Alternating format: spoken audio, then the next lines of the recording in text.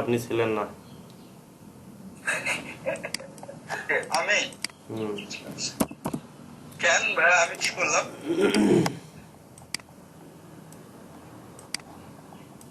ওকে, ভাই এইভাবে আমি যখন ছিলাম। প্র্যাকটিস করবেন, প্র্যাকটিসের সময় এটাকে এই সুন্দরভাবে সাজায় নেবেন যেন আপনার এই শিফট করতে খুব ইজিলি হয়ে যায় আর কি। ঠিক আছে, এটা শুধু আমি করি তাই নয়, আপনাদের বলছেন সবসময় আমি এই কাজটাই করি। ঠিক আছে, যখন শেখার সময় আসবে তখন এইরকম করে রাখবেন, বারবার শিফট করাচ্ছে ভালো একবার শিফট করেন। তো পিএসপিতে আমরা আজকে শিখবো ফাংশন। ঠিক আছে, ফাংশনটা অতি গুরুত্বপূর্ণ। ঠিক আছে, ফাংশন শিখে আমরা তারপরে আমরা হচ্ছে প্রজেক্টে চলে যাব। ঠিক আছে, আমরা হচ্ছে একটা ওয়ার্ডপ্রেস থিমের ফাইল কিভাবে কাজ করে এটা দেখবো। ওকে, আচ্ছা। তো এখানে দেখবেন কি বলছে, the real power of PSP comes from its function. ঠিক আছে,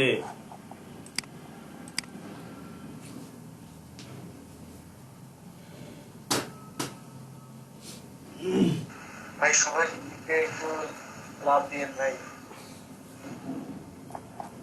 ভাই কিসের সময় লাভ দেখতেছেন?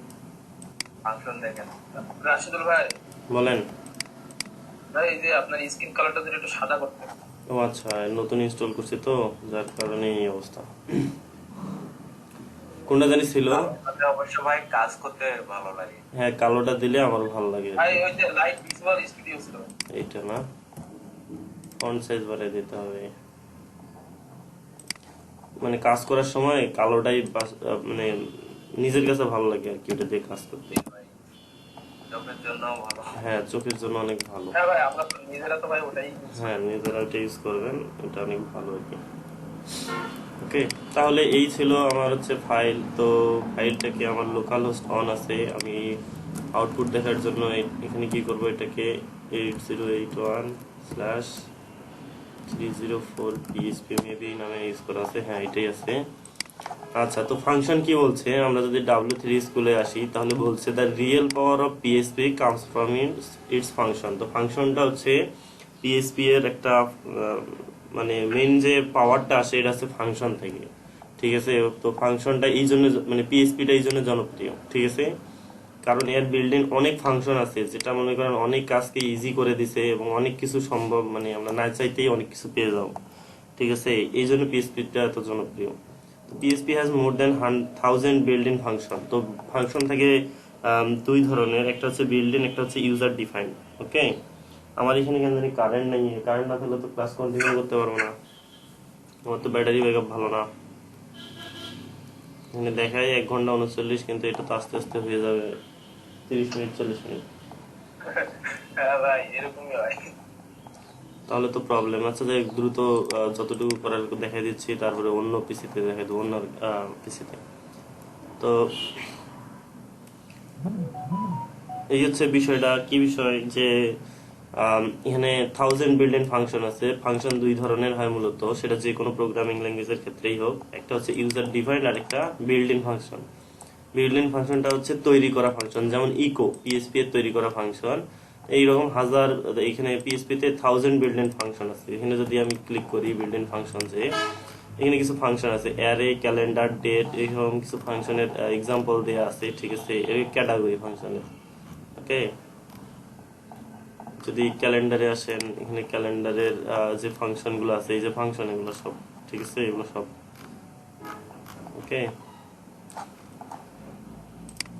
তো এরকম আরো অনেক ফাংশন আছে। তারপরে ইরর হ্যান্ডেলিং এর জন্য এই যে ফাংশন আছে, ইরর বের করে দিবে, কি ইরর এটা ডিসপ্লে করাতে চান, তো এর জন্য ফাংশন আছে, এই যে ফাংশন। ঠিক আছে, তো এরকম পিএইচপি তে বিল্ড ইন অনেক ফাংশন আছে। ঠিক আছে, ওগুলো আমরা নিয়ে পরে আপনারা দেখে নিন সময় হলে। তারপরে ইউজার ডিফাইন্ড ফাংশন, আমরা এখন আলোচনা করবো ইউজার ডিফাইন্ড ফাংশন নিয়ে। তো ইউজার ডিফাইন্ড ফাংশনটা হচ্ছে আমার কাজের সুবিধার্থের জন্য আমি যে ফাংশনটা ক্রিয়েট করব, এটাই হচ্ছে ইউজার ডিফাইন্ড ফাংশন।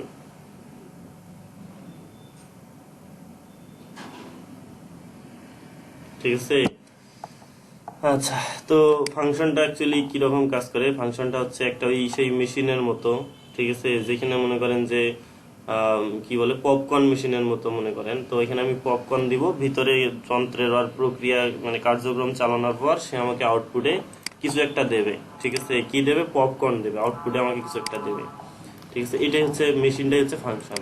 তো ফাংশন লেখার একটা নিয়ম আছে, কিরকম, ফাংশন ভেরিয়েবল লেখার আগে যেরকম ডলার সাইন দিতে হয়, ফাংশন লেখার আগে এরকম ফাংশন দিতে হয়, তারপর ফাংশন নেম থাকে, ফাংশন নেম, ঠিক আছে, দেওয়ার পরে এইভাবে লিখতে হয়, এটা হচ্ছে ফাংশন, ঠিক আছে। তো ফাংশনটা এইরকম থাকে, এখানে একটা ফার্স্ট ব্র্যাকেটও অ্যাড করে দিতে হয়। নামটা কি বানান কি ঠিক আছে? ওটা আমি জাস্ট নাম দিছি, এখানে আপনার নাম দেন। না না ভাই, ওটা না ভাই, ওটার আগে ফাংশন লেখাটা আমি। ও আচ্ছা আচ্ছা। ও, তো ওটা মিসিং গেছে ভাই শুধু। তো মিসিং গেছে শুধু না, তো এখানে মিসিং গেলে এটার কাজই করবে না। তো এইটা মেন জিনিস, এইটা ভুলও কাজ করবে, কিন্তু এইটা ভুল হলে কাজ করবে না, ঠিক আছে। হ্যাঁ ভাই। তো এটা ভুল হওয়া যাবে না। এই হচ্ছে একটা ফাংশনের স্ট্রাকচার, এরকম হয়। আমাদের এলাকায় কি কারেন্ট থাকবে না নাকি? মাহাদি ভাই, অলরেডি তো কারেন্ট নেই অনেকক্ষণ থেকে, আমি তো মোবাইলের নেট দিয়ে চালাচ্ছি। আচ্ছা, তো এইরকম মনে করেন একটা ফাংশন আছে, ঠিক আছে। এখানে আমি বলে দিলাম কিছু একটা, এই ফাংশন ইকো হবে, ইকো কি হবে, হাই আই এম, কি দেবো, মাহাদি ভাই নাকি, মাহাদি। মাহাদি ভাই বলবেন, আই এম মাহাদি ভাই নাকি।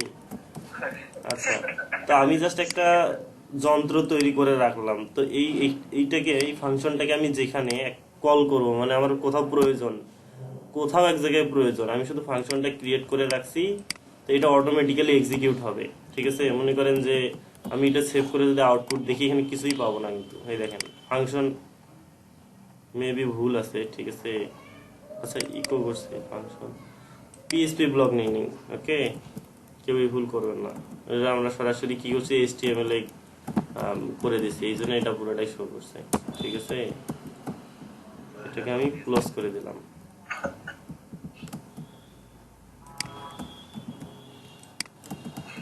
আচ্ছা, তো এই হলো একটা ফাংশন, ঠিক আছে। তো ফাংশন আমি ক্রিয়েট করলাম, এখানে কিছু আসবে না, ঠিক আছে, নাই। তো মনে করেন আমার কোথাও এক জায়গায় এই ফাংশনটা প্রয়োজন, তো আমি কি করব, এই ফাংশনটাকে কল করব, জাস্ট যেখানে আমার প্রয়োজন আমি সেখানে এইভাবে কল করতে হয়, ফাংশনটাকে কল করা বলে এটাকে, জাস্ট কল করব, তারপর সেখানে ইকো হয়ে যাবে। নিচে কোনো এক জায়গায় প্রয়োজন, সেইখানে আপনি এই ফাংশনটাকে যেটা ক্রিয়েট করে রাখছেন এটাকে আপনার হচ্ছে কল করেন, তাহলে কি হবে, আপনার ওই কাজটা হয়ে যাবে, ফাংশনের ভিতরে কি করছেন সেটা হয়ে যাবে, ঠিক আছে।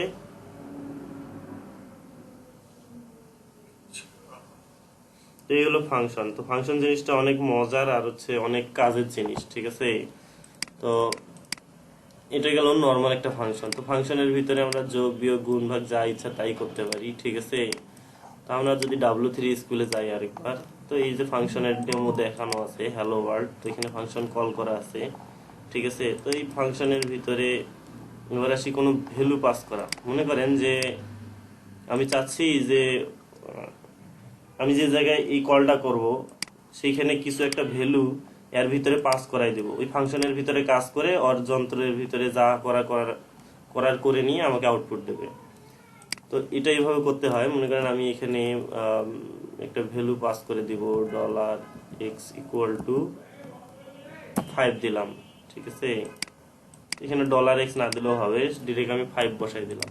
তাহলে আমি কি করব, এই ফাংশনের ভিতরে আমি 5 যে একটা ভ্যালু আছে এই ভ্যালুটাকে বসাই, মানে ঢুকাই দেব, ঠিক আছে।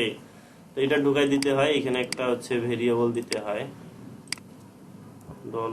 $x, ঠিক আছে। আচ্ছা, তো এখানে ইকো করব hi this is and the value of x is $x, ঠিক আছে। এটা কাজ করবে কিনা আমরা দেখব।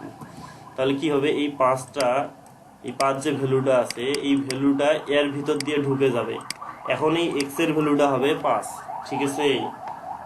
তো এটা আমার ভেতর দিয়ে ঢুকাই দিয়ে ভিতরে ইকো করে দিলাম। আমি যদি এটাকে রিলোড করি, দেখেন এখানে চলে আসছে, ঠিক আছে। মানে এই যন্ত্রের ভিতরে আমরা যোগ করে রাখছি, ঠিক আছে।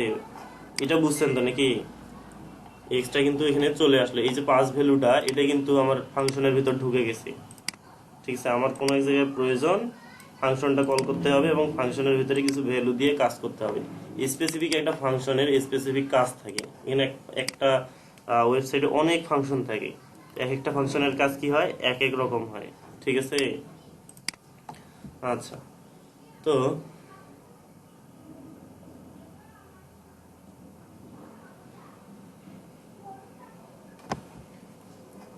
আচ্ছা, তো আমি কি করব, আমি মনে করেন যে দুইটা ভ্যালু পাস করে ভিতরে যোগ বিয়োগ করব, গুণ করব। ঠিক আছে, আচ্ছা দুইটা ভ্যালু না, একটা ভ্যালু আমি পাস করলাম। আমি জাস্ট এখানে বললাম যে $y ইকুয়াল টু $x × 5। তো এরকম একটা যন্ত্র আমি এখানে এটা থাই, আমি কি করব, এখানে ইকো করব y কে ইকো করলাম। ঠিক আছে, তো মনে করেন এটা যন্ত্র যেখানে কি হবে, আমি যে ভ্যালুই দিব তার সঙ্গে 5 গুণন করে আমাকে ইকো করে দেবে। ঠিক আছে, আমার কোথাও এক জায়গায় এই ফাংশনটা প্রয়োজন। এটা তো শুধু অ্যাজ এ ডেমো বললাম 5 গুণ করা, এটা কিন্তু অ্যাকচুয়াল কাজ না। ঠিক আছে, এটার কাজ অনেক বেশি বেশি হয়, তো জাস্ট শুধু অ্যাজ এ ডেমো। তো আমি যেইখানে ইচ্ছা আমি ফাংশনটা কল করি, আমি যদি এখানে কোনো একটা ভ্যালু ওই ফাংশনের ভিতরে ঢুকাই দেই, তাহলে আউটপুট কি দেবে, ভিতরে ঢুকলে এই ভ্যালুটা ফাংশনের ভিতরে ঢুকলে এক্স এর মাধ্যমে ঢুকে কি হবে, y ইকুয়াল টু এর সঙ্গে 5 গুণন করে দিয়ে ইকো করে দেবে। ঠিক আছে, 50 ভ্যালু দেবে। এখন আমি এই ফাংশনটা যেখানে ইচ্ছা সেইখানে নিতে পারি। ঠিক আছে, h1 হাই লার্নিং কি ফাংশনস। ওকে, তো এইখানে আমরা কি করব, পিএসপি করতেছি, ব্লক ক্লোজ।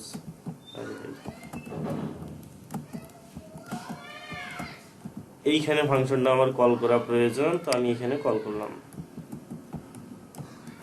ওকে, তাহলে কি হবে, এই দেখেন লাইনের নিচে আমি যেখানে কল করছি সেটা সেইখানে দেখাচ্ছে, কিন্তু কাজ করলো কে, কোথায় কাজ করছে, প্রথমেই হ্যাঁ সে কাজ করে আসছে প্রথমে, কিন্তু আউটপুট দেখালো কোথায়, সেটা কত সেখানে।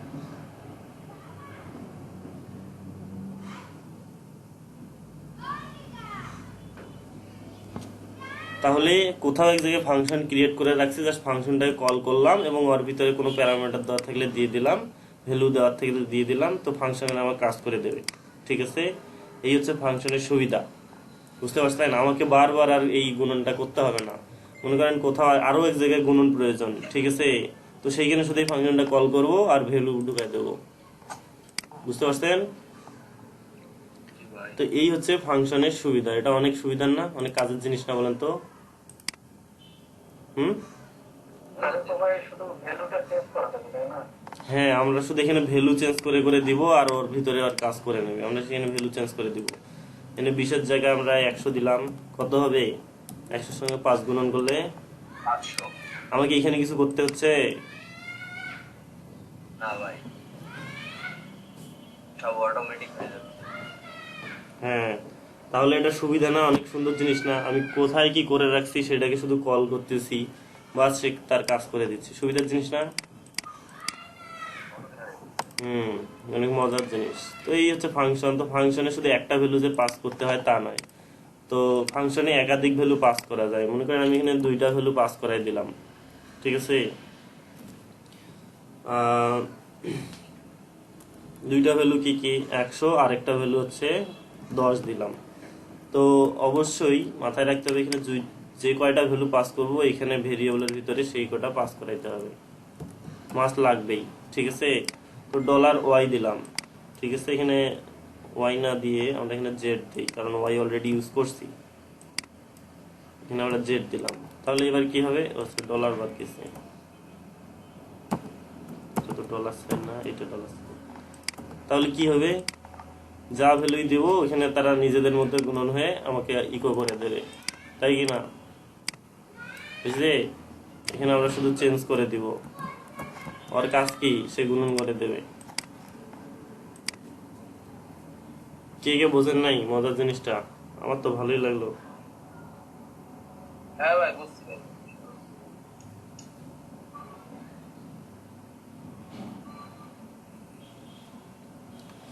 মাহাদি ভাই হ্যাঁ মাহাদি ভাই ফাংশন কিছুই বোঝেন নাই আপনি কি হলো অন্য কাজ আছে মনে হয়।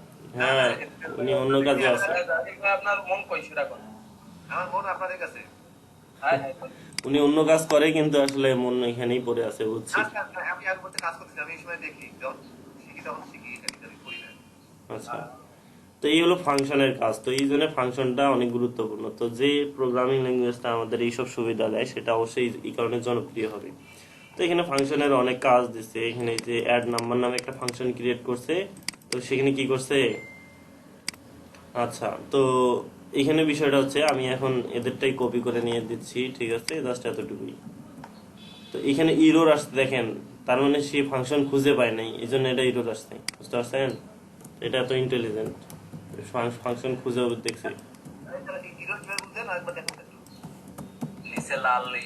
এই যে ইরোর তো সে ইন্টেলিজেন্ট কেন ইন্টেলিজেন্ট সে খুঁজেও দেখছে অলরেডি এখানে কোনো ফাংশন নাই নামের তো অ্যাড নাম্বার নামে একটা ফাংশন ক্রিয়েট করছে ক্রিয়েট করার পর এখানে যে ভ্যালুগুলো পাস করাইছে সেগুলো অবশ্যই ইন্টিজার নেবে সে মানে এখানে পাসের পরে দশমিক দেন না কেন সে শুধু ইন্টিজার ভ্যালুটা নেবে মানে শুধু 5 নেবে ঠিক আছে 5 এর পরে ডেস দেন না কেন ডেসটা বাদ দিয়ে সে শুধু 5 নেবে ঠিক আছে এই যে বুঝতে পারছেন জি ভাই ইন্টিজার মানে তো পূর্ণ সংখ্যা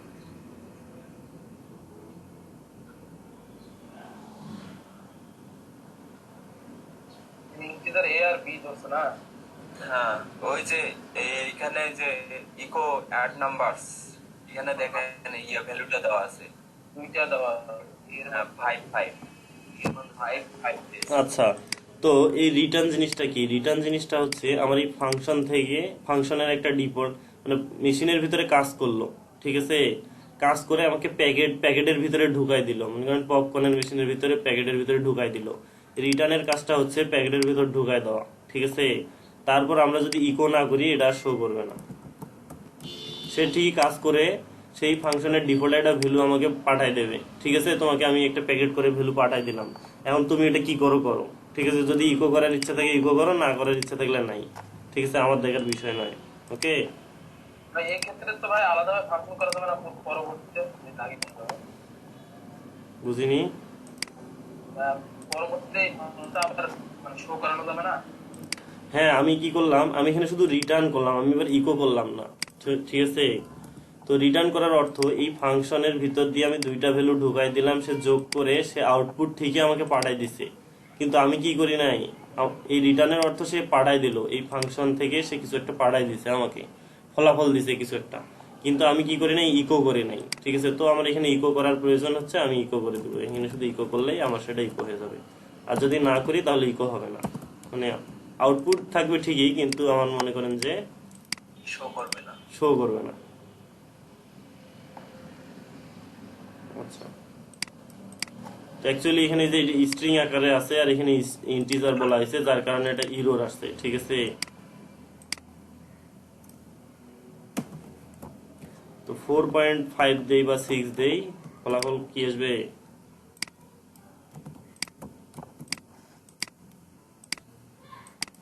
ইকো না করা পর্যন্ত আসবে না আমি যদি ইকো করি তবেই ফলাফল দেবে তাছাড়া দেবে না এই যে 7 তাহলে 3 যোগ 4 কত হয় সে কিন্তু আর এই 0.6 কে আর যোগ করে নাই করছে এই দেখেন করছে না ভাই ভাই পরে রিকল করতে পারবো না ভাই পরবর্তীতে রিকল বলতে মানে ওই যে ভাই কল করা যায় ভাই পরবর্তীতে কোন একটা জায়গায় মনে করেন লাগলো এটা আবার হ্যাঁ আবার এখানে আবার আরেক জায়গায় কল করার প্রয়োজন অন্য ভ্যালু দিয়ে মনে করেন আবার অন্য ভ্যালু দিয়ে এটাকে আবার কাজে লাগাইতে হবে আবার কল করব ইকো অ্যাড নাম্বার করে দিব নাম্বার চেঞ্জ করে দিব আরে দাদা আচ্ছা আমার নাম্বার চেঞ্জ করে গুণন প্রয়োজন আমি যে 7 দিলাম আর হচ্ছে এখানে 10 দিলাম তাহলে কত হবে ওখানেও ইকো হবে এখানেও ইকো হবে ওটা ওর ভ্যালু ইকো করবে এটা এর ভ্যালু ইকো করবে যেখানে আমার প্রয়োজন আমি যতবার ইচ্ছা প্রয়োজন এই ফাংশনটাকে কল করতে পারবো, ফাংশনটা আবার কাজ করে দিয়ে আমাকে ভ্যালু দিয়ে দেবে। ঠিক আছে, মানে রেডিমেড মেশিনের মতো। ঠিক আছে, সে সবকিছু রেডি করে দেবে, আমার তৈরি করা আছে, আমাকে শুধু কি করতে হবে, আমাকে ইনপুট দিয়ে আউটপুট বের করে নিতে হবে, এতটুকুই।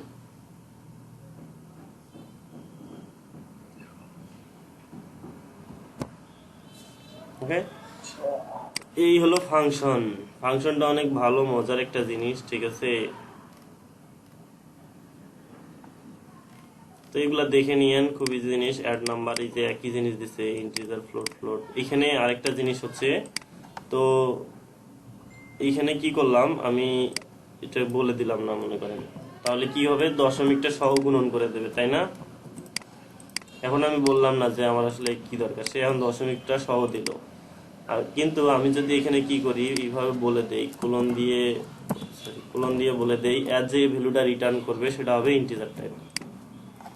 ঠিক আছে, তাহলে সে শুধু ইন্টিজার টাইপটা ডাটাটাই দেবে, মানে ভিতরে যা যাই যাক, ঠিক আছে, সে শুধু ইন্টিজারটাই দেবে, ভগ্নাংশটা আর দেওয়ার দরকার নেই তোমার। ঠিক আছে,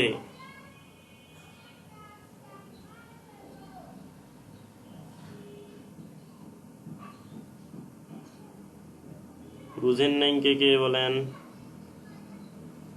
বুঝতে পারি আর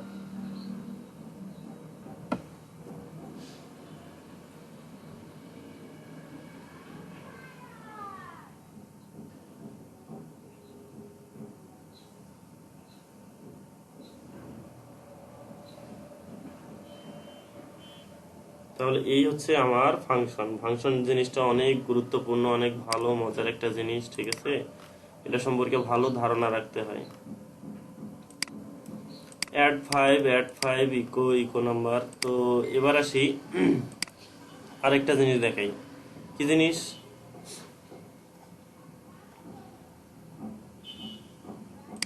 আচ্ছা, ওকে,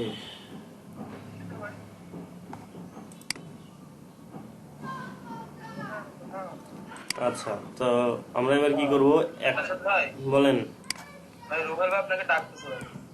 কি ভাইয়া বলেন, কি বলবেন? হ্যাঁ, এ শোনা ভাই যায়। রুবেল ভাই, আস্তে আস্তে। বলেন। মানে কোনো ওয়েবসাইটে যখন যাই, মানে চাই ডিরেক্ট ফেসবুকের লিঙ্ক সহকারে আমার বুঝি নাই কিছু। মেসেজ আসে, কন্ট্যাক্ট মেসেজ, সেটা কি ফাংশনের মাধ্যমে আসে? অনেকে হয় ভাই, নতুন যখন একটা ওয়েবসাইটে ভাই যখন আমরা যাই, হুম, আমাদের কাছে যে কন্ট্যাক্ট, সেটা কি ফাংশনে সিলেক্ট হয়ে যাওয়া? ফাংশন অনেক ধরনের হয়, অনেক কাজ হয়, ফাংশন ছাড়াও কাজ হয়, ফাংশন দিয়েও কাজ হয়। কখন কে কোন তার ওয়েবসাইটে কি করে রাখছে এটা বলা মুশকিল আছে। আদৌ ফাংশন দিয়ে করছে কি ডিরেক্ট করে দিছে লিঙ্ক বসায়, তো এগুলো আসলে বলার উপায় নাই। কারণ আমরা যেটা দেখি সেটা হচ্ছে এইচটিএমএল স্ট্রাকচার দেখি, সিএসএস, জাভাস্ক্রিপ্ট এগুলো দেখতে পারি। পিএইচপি আমাদের কখনোই শো হবে না ব্রাউজারে, মানে ব্রাউজারে কখনো পিএইচপি দেখাবে না। ঠিক আছে।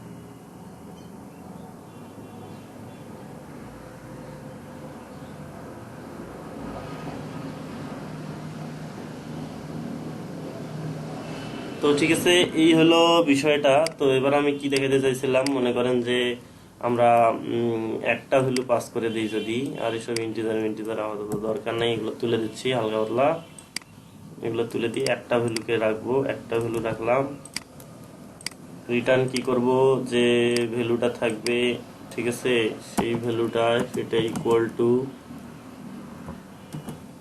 এর সাথে কি করবে, +5। তো এটাকে আমরা কিভাবে লিখতে পারি, কিভাবে লিখতে পারি বলেন তো? এ প্লাস ইকুয়াল, হ্যাঁ, +=5। ওকে, এটাকে আমরা এইভাবে লিখতে পারি। ওকে, তাহলে কি করব, আমরা একটা ভ্যালু নেব, মনে করেন একটা ভেরিয়েবল নিলাম, ডলার নাম্বার দিলাম, নাম্বারে বললাম যে ভ্যালুটা হবে 10। আমার এখানে ইগো করার দরকার নেই, এইখানে বলে দিলাম যে ডলার নাম্বার। এটা কি হবে ভাই? নাম্বার এখানে কোলন হবে, নাম্বারটা একটা ভেরিয়েবল, তার ভিতরে কি 10 একটা ভ্যালু আছে, মনে করেন কোথাও থেকে সে একটা ভ্যালু পাইছে, ঠিক আছে? তো এই ভ্যালুটাকে সে একটা ফাংশনের ভিতরে ঢুকাই দেবে। আমি কি করলাম, আমার যে ফাংশন ক্রিয়েট করা ছিল এই ফাংশনের ভিতরে এই ভ্যালুটাকে ঢুকাই দিলাম। আমার কি হবে? কিছু হবে? তো হওয়ার কথা না ভাই। হ্যাঁ, কারণ আমি শুধু রিটার্নই করছি। সে এই অ্যাড নাম্বারে যোগ বিয়োগ কি করার লাগে করে একটা ভ্যালু ধরে আছে, ধরে বসে আছে, কিন্তু আমি তো বলি নাই তুমি এটা শো করাও, তাই কিনা? না করে তো হবে না।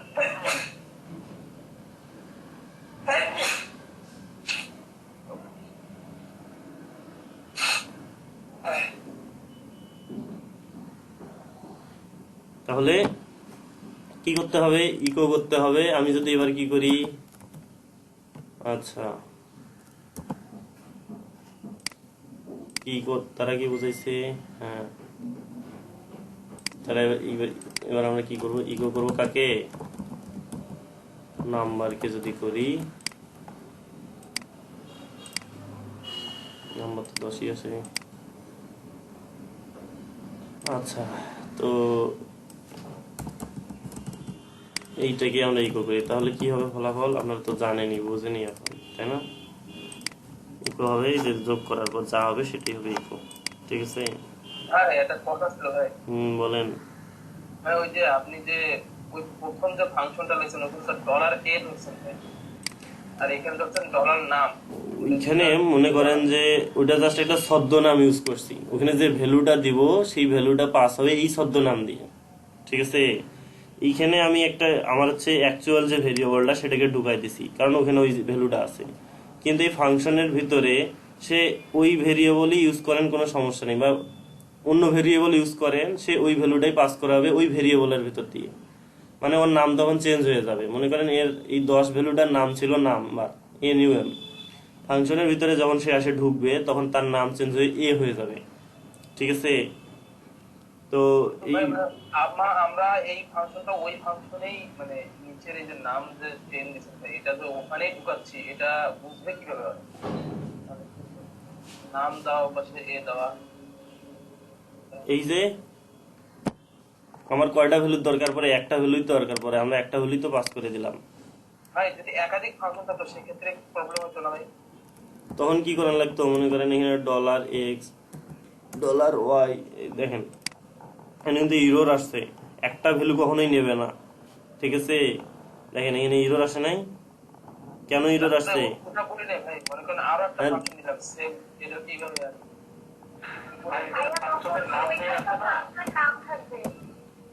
আচ্ছা, আরেকটা ফাংশন নিল, আরেকটা ফাংশন না তো আরেকটা কি করব, ইকো করব, তাই তো? না ভাই উপরে উপরে ভাই উপরে বলতেছি, মনে করেন আরো একটা ফাংশন দিলাম। তো একই নামের তো শুধু একটা ফাংশনই হবে, দুইটা ফাংশন হবে না। ফাংশন হবে মানে উপরে ফাংশন মনে করেন দুইটা দিলাম, মনে করেন এখানে নিছেন অ্যাড নাম্বার ডলার এ, এরকম আরেকটা ফাংশন নিলাম যেখানে নিলাম অ্যাড নাম্বার ডলার বি। ভাই একই ফাংশনের নাম তো দুই জায়গায় ইউজ করতে পারবেন না। পাশে যে অ্যাড নাম্বার যেটা লিখছেন ওটা না? হ্যাঁ, ওটা শুধু একটা ফাংশনের নাম একবারই আমি ইউজ করতে পারবো। হ্যাঁ বুঝতে পারছি ভাই, ভাই বুঝতে পারছি কোনটা দিয়ে ধরছে ওকে বুঝতে পারছি। হ্যাঁ, কি বুঝলেন আমার কথা জানো? আরে আপনি তো ব্যস্ত মানুষ। এই দায়িত্ব কাজ বাদ দিয়ে এটা বোঝেন। আপনি যে প্রশ্নগুলো করছেন ওই প্রশ্নগুলো আমারও আছে, আমি তো বুঝি নাই। তো এবার আসি, অ্যারে তো বের করতে পারেন, তাই কি না? আরে বুঝছি তো ভাই। অ্যারে অ্যারে কিভাবে কাজ করে এটা তো জানেনই। আর এখানে প্রশ্নটা আমার ছিল আর কি করছেন আপনার তো, আপনি ব্যস্ত মানুষ, আপনি কোশ্চেন থাকবে মানে। না আমি কাজে আপনার দেখতেছি বিয়ার ভাই প্রশ্নটা করতেছে, আমি দেখতেছি আর বুঝতেছি, বোঝার চেষ্টা করতেছি। তো ওই যে অ্যারের ইকো কাউন্ট আছে, মানে সে বলে দেবে কয়টা অ্যারে আছে, সেটা বলে দেবে। এখানে দেখেন আচ্ছা ভাই মূলত এরর একটা ডেফিনিশন দিতে ভাই। অ্যারে হচ্ছে একটা মানে অবজেক্টের মতো, ঠিক আছে? তো ওর ভিতরে অনেকগুলা ভ্যালু আছে, মানে এই কারেরই মনে করেন যে যদি আমি পেইন্ট দিয়ে দেখাই, পেইন্ট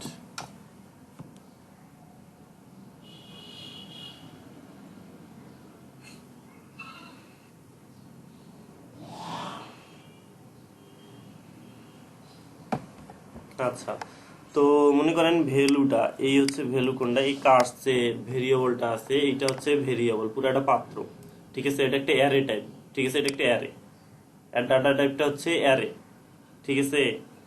তো অ্যারেতে আমি অনেকগুলা ভ্যালু রাখতে পারবো, ঠিক আছে, এই একটা ভ্যালু, এই একটা ভ্যালু, এটা কি ভাই যে কোনো ধরনের হতে পারে, সংখ্যা, হ্যাঁ যে কোনো integer, ধরনের হইতে পারে, এনি এনি এনি ভ্যালু হইতে পারে, যে কোনো ধরনের কোনো একটা লাইন হইতে পারে, ঠিক আছে।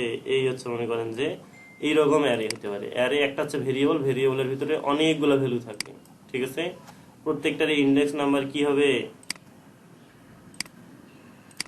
এটার ইন্ডেক্স নাম্বার হবে 0, এটার ইন্ডেক্স নাম্বার হবে 1, এটার ইন্ডেক্স নাম্বার হবে 2, এটার ইন্ডেক্স নাম্বার কি হবে 3, এটার ইন্ডেক্স নাম্বার 4।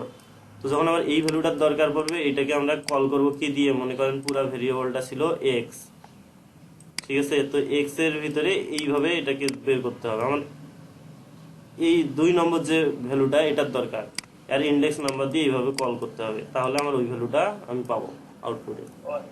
থার্ড ব্র্যাকেটের ভিতর তাই তো? হ্যাঁ, এই হলো হচ্ছে অ্যারে, ওকে। তো অ্যারে কাউন্ট কতটা অ্যারে আছে এটা বলে দেবে, ঠিক আছে। ইফিলস সম্পর্কে অনেকেই জানেন, তো ইফিলসে অনেক ক্ষেত্রে এটা ইউজ করা হয়।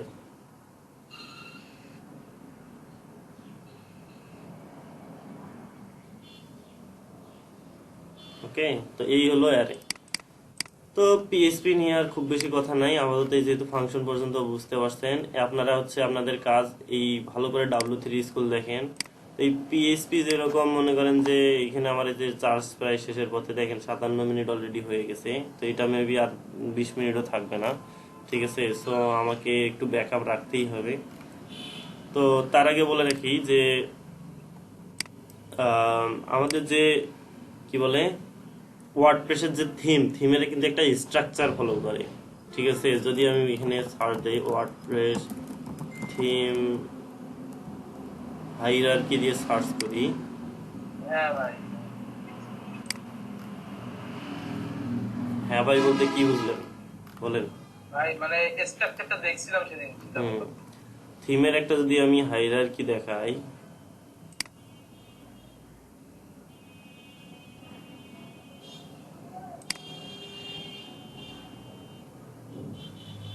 কি ব্যাপার আমাকে বারবার রোবট ধরতেছে কেন? আমি আরো কয়েকটা ওয়েবসাইটে ভাই কয়েকটা ওয়েবসাইটে ঢুকলাম, মানে সকাল থেকে ঢুকার ট্রাই করতেছি, বারবার আমাকে রোবট ধরতেছে, কি দোষ করলাম আমি?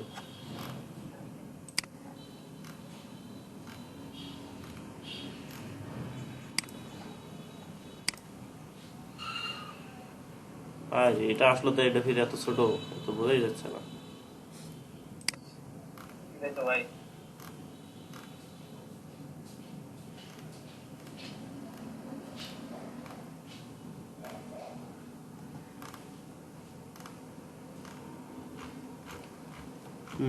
ভালো একটা পিকচার যেটা বোঝানোর মতো আসবে এরকম তো কোনো পিকচারই দেখি না আমি। এটা ভালো ছিল কিন্তু এটা তো আসে না।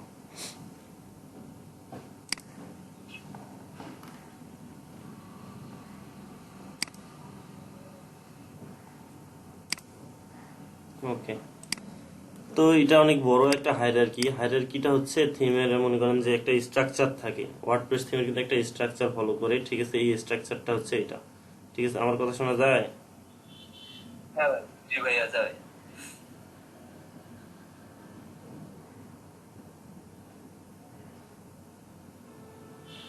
আচ্ছা, তো এটা একটা স্ট্রাকচার ফলো করে, তো এটা এখন দেখলে হয়তো বা একটু মাথা ঘুরে যাবে বোঝাতে গেলেও, ঠিক আছে। এইখানে আমার মেইন যে স্ট্রাকচারটা থাকে এইটা হচ্ছে সেই স্ট্রাকচার, ঠিক আছে। এইখানে index.php, আচ্ছা এটা দিয়ে বোঝাইতে যাবো না, আপনাদের বোঝাইতে গেলে এটা মাথা ঘুরে যাবে। আমরা সরাসরি একটা হচ্ছে টেমপ্লেট ডাউনলোড করে আমরা বুঝতে পারি আসলে ঘটনাটা কি।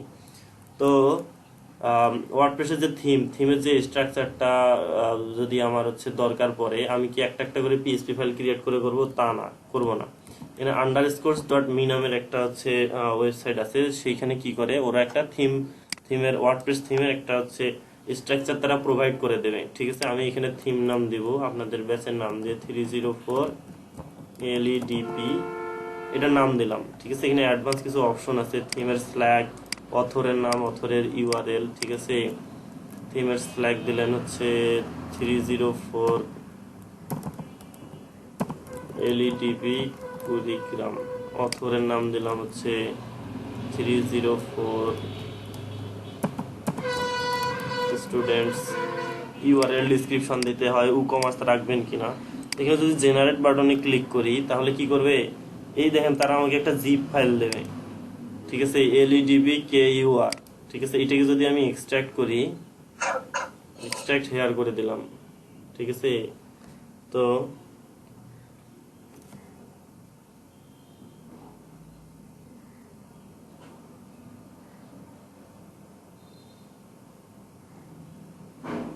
তাহলে এলইডিপি কে ইউআর কি ব্যাপার, আমার এখানে আমার ব্লকে একটু প্রবলেম। দেখেন তারা আমাকে অনেক কিছু দিয়ে দিছে, দেখছেন ভিতরে কি কি দিছে। এইটা হচ্ছে থিমের মেইন একটা ফোল্ডার। যদি আপনাদের কোনো একটা থিম, একটা হচ্ছে প্রিমিয়াম থিমও দেখাই, ঠিক আছে,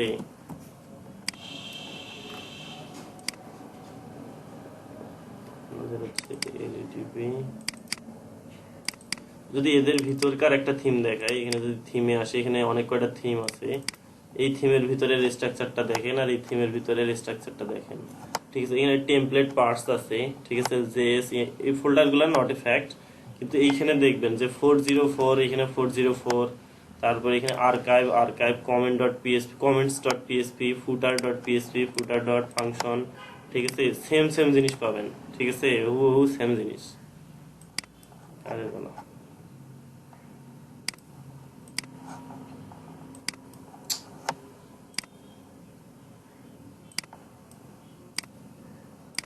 ওকে। এখানে একটু কম্পেয়ার করে দেখেন, এখানে হেডার, হেডার, তারপরে এখানে দেখেন index dot PSP, index dot PSP, ঠিক আছে। তারপরে এখানে কিছু এক্সট্রা ফাইল আপনি চাইলে রাখতে পারেন, কিন্তু ডিফল্ট ফাইল মানে যেগুলো কোর ফাইল সেগুলো হচ্ছে এগুলো। তো এখানে কিছু এক্সট্রা আছে, এক্সট্রা গুলো আমার না না রাখলেও চলবে, ঠিক আছে, ওকে। তাহলে এই হচ্ছে আমার থিমের কোর ফাইল। তো আমরা যে এখানে যে ফাংশন ডট পিএসপি নামের একটা ফাইল আছে, এখানে ফাংশন ডট পিএসপি পাবেন, এখানেও ফাংশন ডট পিএসপি পাবেন। এইটা হচ্ছে আমার এই থিমের প্রাণ, ঠিক আছে। তো এই ফাংশন ডট পিএসপিটা যদি কোনো কারণে মিসিং যায়, এই থিমটা আর কাজ করবে না, ইরর আসবে, ঠিক আছে। এই ফাংশন ডট পিএসপি এর মাধ্যমে আমরা কি করি, ওয়ার্ডপ্রেসের ড্যাশবোর্ডের সঙ্গে এটাকে আমরা হচ্ছে থিমটাকে যোগাযোগ, সংযোগ করাই দেই, ঠিক আছে, এই ফাংশন ডট পিএসপি এর মাধ্যমে, ঠিক আছে। সেই ফাংশন ডট পিএসপিটা খুবই খুবই খুবই গুরুত্বপূর্ণ, ওকে।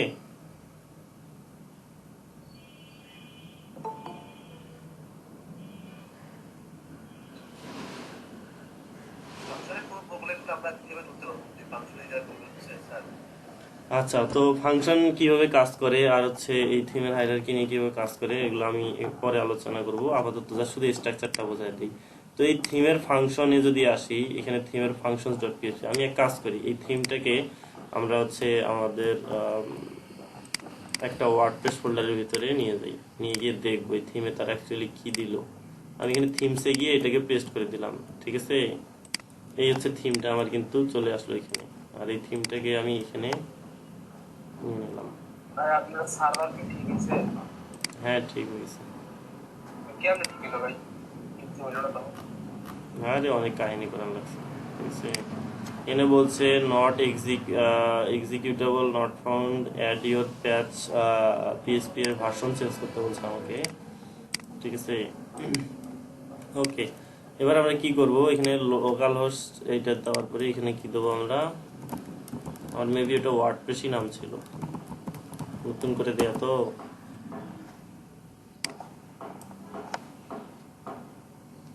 দেখি কি হয়।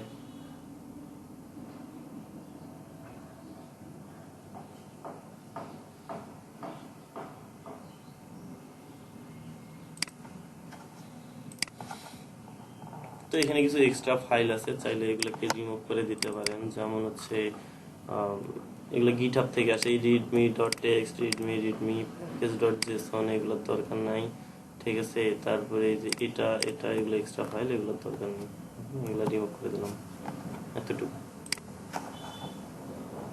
ঠিক আছে। এই মনে করেন যে আমি যদি থিমসে আসি, আমার এটা নতুন ইনস্টল করা একটা হচ্ছে ওয়ার্ডপ্রেস, ঠিক আছে। এখানে যে পিএইচপি ভার্সনের প্রবলেম আছে সার্ভারে, এই জন্য বলছি। এই দেখেন এখানে কি আসলো, আমাদের থিম নেম কিন্তু চলে আসলো। তো আমাদের থিম নেম কি ছিল, আমরা দিছিলাম কোথায় ছিল এটা, আমরা আন্ডারস্কোরসে যখন আমরা থিম নেম দিছি, এই দেখেন এখানে কি দিছিলাম 304 এলইডিপি। এখানে থিম নেম কি চলে আসছে 304 এলইডিপি। তারপরে এগুলা অথর ইউআরএল অথর, যদি আমি থিমটাতে একবার ক্লিক করি এখানে দেখবেন যে দেখেন বাই, এখানে অথরের নাম কি দিছি আমি, এখানে দেখেন এই যে অথরের নাম চলে আসছে, ঠিক আছে। আমাকে কিছু করতে হয়েছে, কিছু করতে হয় না, কিন্তু এখানে আরো অনেক কিছু আনানো যায়। এখানে ভার্সন আছে, সবকিছু চেঞ্জ করা যায় কিভাবে। এখানে যে থিম, এখানে যে ইমেজটা আসছে, এখানে যে ইমেজ একটা বক্স আসছে, এই বক্সে কিন্তু কোনো ইমেজ নাই, ঠিক আছে। এখানে যদি আমরা হচ্ছে আমাদের থিম ফোল্ডারে চলে যাই, এখানে দেখবেন যে স্ক্রিনশট ডট পিএনজি আছে কিন্তু ইমেজ নাই, ঠিক আছে। এটা একটা ব্ল্যাঙ্ক পিএনজি ফাইল, ঠিক আছে। এখানে যদি আমি অন্য কোথাও থেকে একটা পিএনজি ফাইল আইনে দেই,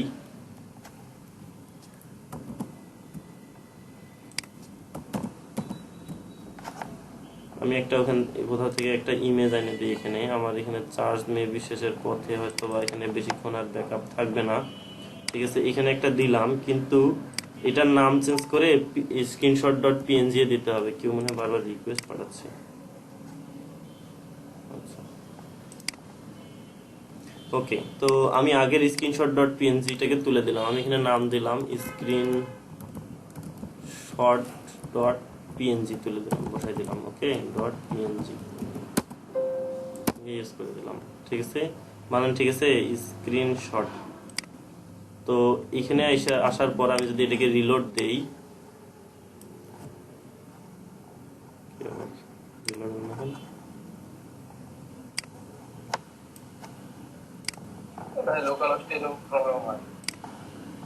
স্ক্রিনশট ছিল না শর্ট ছিল,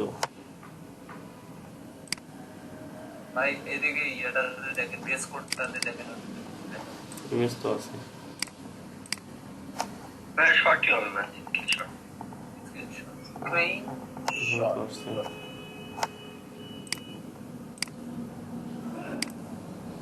ওকে, আমি এখানে কন্ট্রোল F5 দিয়ে রিলোড দিলাম, ঠিক আছে। এই দেখেন, আচ্ছা, এটা হার্ড রিলোড দিতে হয়, যার কারণে মাঝে মাঝে কাজ করে না। তো দেখেন এখানে আমি কি করলাম, আমার প্রজেক্ট ডিরেক্টরিতে স্ক্রিনশট ডট পিএনজিটাকে চেঞ্জ করে দিলাম, এখানেও চেঞ্জ হয়ে গেল, ঠিক আছে। তো অনেক সুন্দর জিনিস না। তো এখানে যে ইমেজগুলো থাকে সেগুলো সব যতগুলো আছে সবগুলোরই একই ঘটনা। থিমগুলোকে ওপেন করে দেখবেন, প্রত্যেকটার ভিতরে এই একটা স্ক্রিনশট ডট পিএনজি আছে, ঠিক আছে। তো এটা যদি আমি নামটা চেঞ্জ করে দেই তাহলে কিন্তু এটা আর কাজ করবে না, ঠিক আছে। এখানে মনে করেন যে সামনে আরেকটা এজ দিয়ে দিলাম বসায়, তো আমি এটাকে আবার হার্ড রিলোড দিয়ে দিই, যদিও ভেজাল যেন না করে। দেখেন এখানে আর কিছু পাইলো না, কিন্তু একটা ব্ল্যাঙ্ক চলে আসলো, ঠিক আছে। তো সেই ওয়ার্ডপ্রেসের ড্যাশবোর্ড আগে আমার থিম ফোল্ডারে চলে আসে, আসার পরে সেই রকম একটা স্ক্রিনশট ডট পিএনজি খোঁজে, ওই নামেই সে খোঁজে, ঠিক আছে। এই জন্য ওই নামেই হইতে হয়, ঠিক আছে। খোঁজার পরে তারপর সেটা এখানে থিমে, এখানে লোকেট মানে থিমের এই জায়গায় বসায় দেয় সেই জিনিসটাকে, ঠিক আছে। এই দেখেন চলে আসছে। তারপরে এবার আসি এই অপশনগুলো কিভাবে চেঞ্জ করা যায়, এই ভার্সন, অথর, ডিসক্রিপশন, ট্যাগ, এগুলো কিভাবে চেঞ্জ করতে হয়। এগুলা চেঞ্জ করার জন্য আমাদের থিমের যে রুট ফোল্ডার আছে, মানে রুট বলতে কি মেইন ফোল্ডার আছে, এই ফোল্ডারে কিন্তু একটা স্টাইল ডট সিএসএস থাকতেই হবে, মাস্ট, ঠিক আছে। যদি আমি কি করি, এটাকে আমি চেঞ্জ করে দিই আপাতত, ঠিক আছে, এস দিলাম কিছু একটা, যদি আমি এখানে আসি রিলোড দিই এটাকে,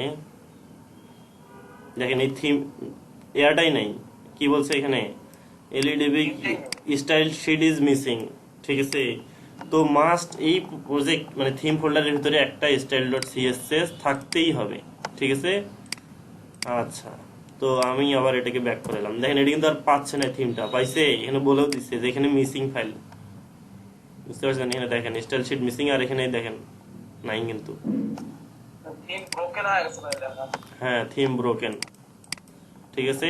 তো এবার আমি রিলোড দিই, দেখবেন আবার থিমটা চলে আসছে, ওকে। তো এই দেখেন চলে আসছে। আচ্ছা, তাহলে এটা গেল স্টাইল ডট সিএসএস, ঠিক আছে।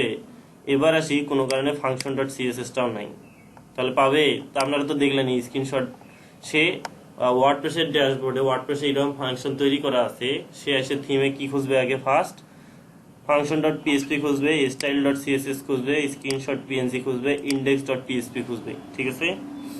হেডার ফুটার খুঁজবে, হেডার আর হচ্ছে ফুটার, ওকে? তো এখানে আপনাদের আরেকটা পিএসপি জিনিস বোঝানো হয় নাই, আমার এখানে ব্যাকআপ শেষের পথে, ঠিক আছে? এখানে যদিও দেখাচ্ছে 42 মিনিট, একটু পরে এটা হয়তো 20 মিনিটের নামে আসবে, ওকে? তো অফ রাখবেন ভাই। অফ রাখবেন বলতে কি, আপনাদের অন্য কেউ একজন শেয়ার করতে পারেন, আমি ফোনে বলে দেব, ঠিক আছে? এতটুকুই করতে হবে, এইভাবেই আপনাদের কিভাবে করতে হবে আমি বলে দিব, ওকে? আমি আপাতত এটা অফ রাখতেছি, কারণ আমার হালকা হলেও একটু ব্যাকআপ রাখতে হবে, বিপদ আপদ লাগে, বুঝতে পারছেন? একটা কথা ছিল ভাই।